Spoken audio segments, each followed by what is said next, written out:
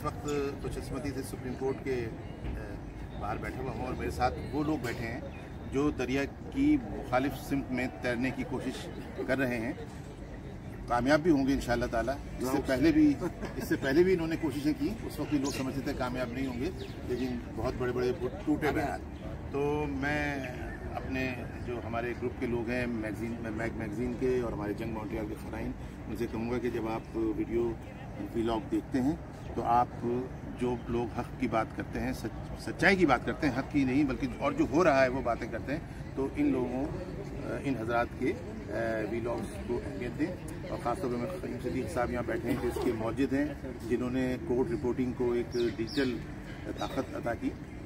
इनका बेहद शुक्रगुजार हूँ कि इन्होंने अपने साथ बैठने का मौका फराहम किया। इमरान वसीम साहब हैं, ये बेबाक, और इनके बारे में पहले बता चुका हूँ इसलिए अभी मैं ज़्यादा नहीं बता रहा। हमारे जो जहांगीर साहब हैं, ये तो पता नहीं क्यों मुझे अपने भाई लगते हैं। मेरे दोस्त औरंगज़ेब से इनकी शक्ल बहुत मिलती है। वो आप मुझसे छोटे हैं लेकिन इनके वो बिल्कुल आपके जैसे थे। आपको देख के मुझे अपना दोस्त औरंगज़ेब याद आता है। तो उसका ताल्लुक भी एबटाबाद से था।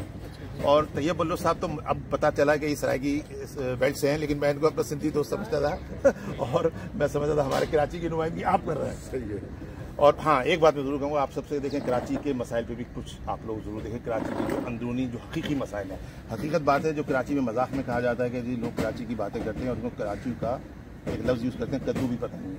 हकीकत यही है कि कराची की जो असल मसाइल और कराची की जो हकीकी सियासी सिचुएशन है, कोई इस पर बात करता ही नहीं है और सबको पता है।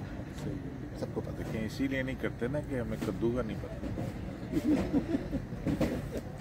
ये इसमें भी बहुत राज है, इस बात के अंदर भी बहुत राज है। ठीक है, थैंक यू वेरी मच, बहुत बहुत शुक्रिया मान भाई।